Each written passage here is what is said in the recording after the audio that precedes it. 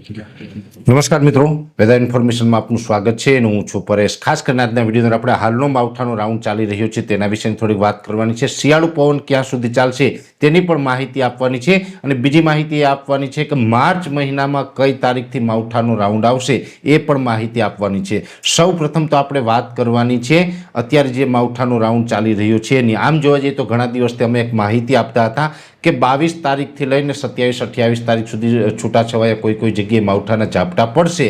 એ મુજબનું આપણે આમ તો 22-23 આ 2 દિવસ થઈ ગયા છે અને 2 દિવસથી અનેક જગ્યાએ માવઠાના ઝાપટા પડ્યા હોય તેવા સમાચાર મળી રહ્યા છે।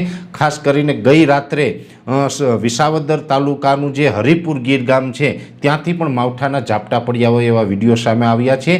પણ જોકે આમાં આપણે સારી બાબત એ છે કે આ સાર્વત્રિક નથી, છૂટાછવાયું છે અને ઘણા સમયથી હું આપણે કહેતો હતો કે એકદમ છૂટાછવાયું હશે, જ્યાં પડશે ત્યાં 1-2 કિલોમીટરમાં પડી જશે એટલે કોઈ ચિંતાનું કારણ નથી। એવી જ રીતે ગઈકાલે હરિપુરમાં પણ માવઠાના ઝાપટા નોંધાયા છે અને હજુ આવનારા 2-4 દિવસ સુધી અલગ અલગ વિસ્તારમાં માવઠાના ઝાપટા છે એ નોંધાતા રહેશે। આજે રાત્રે અથવા તો આવતીકાલે 24 તારીખે સાંજ સુધીમાં પણ હજુ સૌરાષ્ટ્ર, ઉત્તર ગુજરાત અને કચ્છના કોઈ ભાગોની અંદર માવઠાના ઝાપટા પડ્યા હોય એવા વિડીયો સામે આવી શકે છે। એટલે આ તો ઠીક છે કે એક સામાન્ય માવઠું છે, આનાથી કોઈ ડરવાની જરૂર નથી। આ એક પ્રક્રિયા અત્યારે ચાલુ છે, પણ માર્ચ મહિનામાં પણ એક માવઠું આવવાનું છે। આમ જોવા જઈએ તો હવે પછીના જેટલા પણ મહિના છે, ચોમાસા સુધી જેટલા પણ મહિના આવશે દરેક મહિનાની અંદર એક માવઠું આવવાનું છે।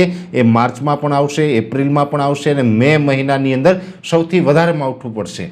એટલે ત્રણેય મહિના દરમિયાન આપણે માવઠા પડવાના છે। પછી જૂન મહિનાથી તો ઠીક છે કે ચોમાસાની શરૂઆત થતી હોય છે, પણ ખાસ માર્ચ મહિનામાં કઈ તારીખે માવઠું પડશે એની માહિતી આપું એ પહેલાં હું તમને થોડીક શિયાળુ પવનની વાત કરી દઉં। આમ જોવા જઈએ તો આપણે 15 ફેબ્રુઆરીથી ઉનાળાની શરૂઆત થઈ જતી હોય, શિયાળો પૂર્ણ થઈ જતો હોય છે।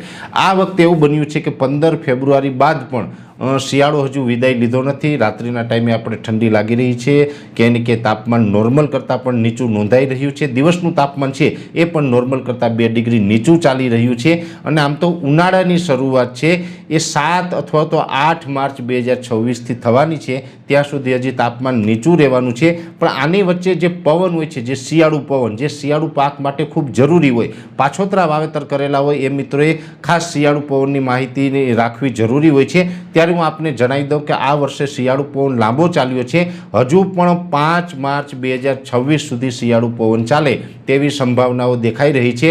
5 માર્ચ 2026 સુધી શિયાળુ પવન ચાલશે, એ પછીથી ઉનાળુ પવન ચાલુ થઈ જશે। એટલે કે અત્યારે જે આપણે ઉત્તર અથવા તો ઉત્તર પશ્ચિમ અને ઉત્તર પૂર્વના જે પવનો આવી રહ્યા છે એ 5 તારીખ સુધી ચાલશે।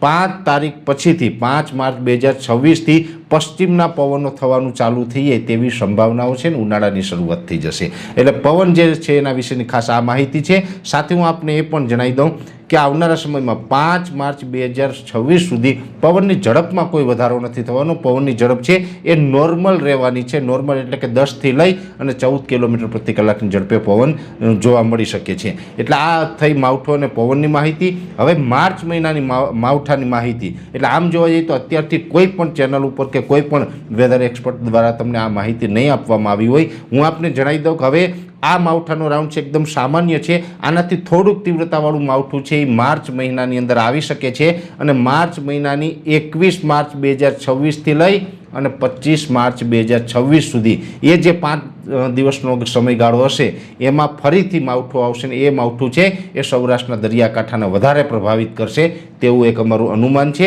એટલે ખાસ કરીને માર્ચ મહિનામાં પણ આજે જે રીતે આપણે જોવા જઈ રહ્યા તો 22 તારીખથી જે માવઠાની શરૂઆત થઈ છે, હવે પછીની માવઠાની શરૂઆત છે એ 21 માર્ચથી થશે। એટલે 1 મહિના પછી ફરીથી એક માવઠું આવવાનું છે। અત્યારે તો એકદમ છૂટાછવાયું છે, પણ જે માર્ચ મહિનાની 21 તારીખથી માવઠું થશે એ વધારે વિસ્તારને પ્રભાવિત કરી શકે છે। એટલે 21 માર્ચથી માવઠું આવશે ત્યાં સુધી હવે બીજા કોઈ નવા માવઠાની સંભાવનાઓ નથી। એટલે કોઈ મિત્રોએ ચિંતા કરવાની જરૂર નથી। અત્યારે 2-4 દિવસ જ્યાં પણ છૂટાછવાયા પડવાના હશે ત્યાં ઝાપટા પડી જશે, પછી 21 માર્ચ સુધી કોઈ ખતરો દેખાતો નથી, જેની દરેક મિત્રોએ નોંધ લેવાની છે। એટલે હવામાનની જે આ એક વિપરીત પરિસ્થિતિ આપણે જોઈ રહ્યા છીએ તેના વિશેની આ અગત્યની માહિતી હતી, મેં આપવાનો પ્રયત્ન કર્યો છે। વિશેષ માહિતી છે નેક્સ્ટ વિડીયોમાં આપવામાં આવશે। અત્યારે આ વિડીયોની અંદર એટલું જ। અંતમાં દરેક મિત્રોને વિનંતી રહેશે વિડીયોને લાઇક આપીને દરેક ગ્રુપમાં શેર કરી દેવો। જો તમે અમને યુટ્યુબ ઉપર જોઈ રહ્યા હોય તો ચેનલને સબસ્ક્રાઈબ કરજો અને ફેસબુક પેજને ફોલો કરજો। નમસ્કાર।